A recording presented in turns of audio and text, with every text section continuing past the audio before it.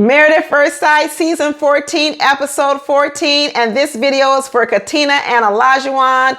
And like I've been explaining in all my other videos, I'm in Boston, y'all. So I am recording from my friend's house. No, I didn't come stalk these people. This is where my best friend lives. I come here at least twice a year. So no, I'm here recording this video. And we're talking about Katina and Olajuwon. Be sure to check out my other videos. At the end of this video, you will see a picture above my head, and you can click on it and watch the videos of the other couples. But we're talking about Katina and Olajuwon. I feel like I need to divide this video up into two sections because we need to start talking about the stuff Olajuwon does correctly and the stuff he does wrong. Because let me tell you, you are either liking Olajuwon and saying he's making progress, or you're over here saying for every 2 steps forward, he takes 1 step back. This man keeps you on your toes. Just when you start thinking, okay, Olajuwon, you're doing a lot better, he says something and the conversation goes left. So we're going to start off with what I liked about Olajuwon. First of all, I love that Olajuwon caters to Katina. I love that he carries her bag and all she got to do is carry her purse. I noticed things like that. I noticed it on the honeymoon. He did it.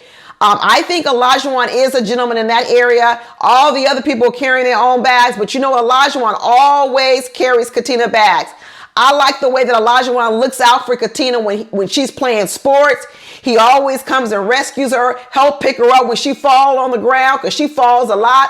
Rescues her from these alpacas, llamas, whatever they are out here. He always has some level of concern for Katina. And I do like that about Olajuwon.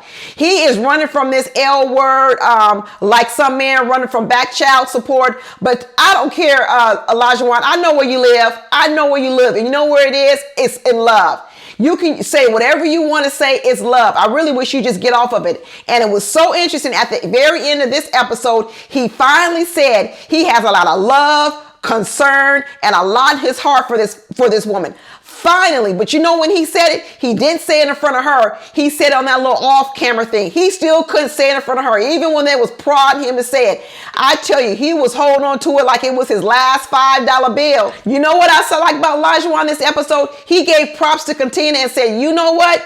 Katina is the reason this relationship is even still together. He goes, I have to admit, she's holding it down. Bingo, it's what I said. He better be thankful for Katina, because I already said that Katina was the stronger one in the relationship. I've been saying that since day one. He better be helpful because she's actually the one carrying the load. He's popping off and she's keeping the relationship grounded on the ground. Because Olajuwon, if he was left to his own devices, he would have run this shit into the ground. I also like that what he said for the first time in his relationship, he's not the leader. Bingo. Like I told you before, he's not the superior one in the relationship. Remember I said that last week? He thinks he is. He likes to be. He wants to be. But the fact that he can't control his emotions or his temper, he has relinquished that to Katina. And like I told you before, when you are the one who can stay in control, when you're the one who can steady the ship, you end up being the leader in the relationship. And what he's had to realize is Katina is actually the leader in this relationship. I also like that he gave Katina some props for her cooking. He said to her, oh, hey, baby, are you going to go here and unleash some of your new cooking skills that you learned? So you know what? That was a little bit ahead, not to Katina saying like, girl, I see you. I see what you've done. I've seen that you've improved your skill. This is all the progress that Olajuwon has actually made. I also like that Olajuwon said, you know, he prayed for Michael and Jasmina. I like a praying man. I was happy that he was invested and cared enough about his friends' relationships that he actually prayed for them. And I believe that he did do it. Because one thing about Olajuwon, I don't think he's a liar. I don't think he says things that he didn't do. In fact, the problem with Olajuwon is sometimes he actually needs to not tell us the truth. Sometimes we wish he would hold back some of the truth. I think Olajuwon just has problems with the way he communicates. It's just too harsh, period. And one of the things I recognize in this episode is that he's just not harsh in his communication with Katina. He's harsh in his communication, period. And that's why I don't think it's particular to Katina. Even when Steve was talking about his problems with Noe and Steve was talking about the whole social media thing, Olajuwon's advice to Steve was, oh, maybe you should tell her you deserve better. Bye. That is the wrong thing to say. So even when he was advising Steve on what to say, That was the wrong thing to say. Those weren't the words that Steve should use with Noi. Even though I don't like what Noi is doing, the words shouldn't be, I deserve better than this. But that tells you that's what Olajuwon was saying in that situation, what he deserves. Because Olajuwon he does have some of this selfishness mentality. He only looks out for himself. And that's what needs to change. He needs to start looking at them as a partnership and not just Olajuwon and what's best for Olajuwon. That's where he falls short. Even when he started having this conversation about where Katina is in her schooling and graduating and talking about the timeline didn't add up. See, here's the thing with Olajuwon. What Olajuwon was saying wasn't wrong. I'm going to say it again. What he was saying wasn't wrong, but how he said it was wrong. He didn't say it with any care and empathy and really trying to understand. He said it in a way that could make a person feel put down. But what he said wasn't wrong. And I'm going to say it again, because what he's saying is that Katina is 29 years old. And what he's saying is, what have you done between 18 and 29, which means 11 years. And what he's saying was, I spent those 11 years finishing my college degree, paying off my debt, and buying a home. And what he's saying is Katina seemed to have used those years, even though she's working and she has a job, she hadn't finished college yet. And he's also saying she has some student loan debt. So he's saying that Katina used her 11 years for a hot girl summer, or hot girl 11 years of summer.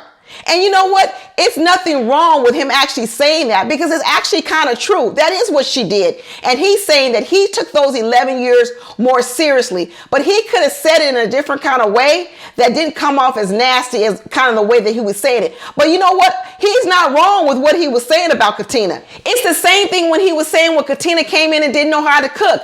It was the same thing I said back then. Katina's darn near 30 years old. She should have known how to make some eggs better than she did. She should have known how to not have no eggs stick to a pan. So he sometimes comes off a little harsh, but the context of what he's talking about, actually, Olajuwon's not always wrong about that. And the whole timing thing that he was talking about, he's not completely wrong about that either. Because if Katina's going to spend another 2 years in school and she wants to get pregnant, she's going to have to interrupt her schooling if she wants to have these kids. So you go to school for 2 years, but then you have kids. So you're not really ready to jump back into your career because you have these kids.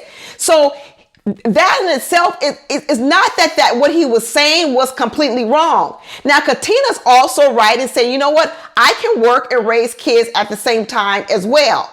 But you know what you can't do, Katina, would be really hard? Working, raising kids, and going to school. That is a big load to carry. And that's what I say about women. Women do try to do too many things at one time and act like we're superwoman. But going to school, finishing your degree, having a baby, raising a family, and working, that is a heavy load. It is an absolute heavy load. And just because we see a lot of women out here doing it doesn't mean it's ideal, and it doesn't mean that's how you should pattern your life after it. I know Katina may not want to hear it, but honestly, if she's going to want to have babies in 2 years, she might have to postpone one of those things. She's going to have to postpone the career, or she's going to have to postpone getting the degree, because doing all three at one time is going to be too much. So they're going to have to sit down and prioritize what's more important. And I think the question that Olajuwon is raising is one that he needs to raise, and that, you know what, you may not be able to do all those three things at one time. And we got to figure out which of those three things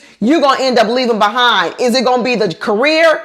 Is it going to be the degree? Or is it going to be the babies? Which one is it, Katina? So I know a lot of people might be mad at Olajuwon over that conversation. And like I said, I don't like the way he says things, but talking about it actually was probably a good thing. But he in love with her. He don't care. He talking about it, but it ain't going to change his decision. This man is in love, and so is Katina. They going to say yes on the decision day. I ain't even worried about that.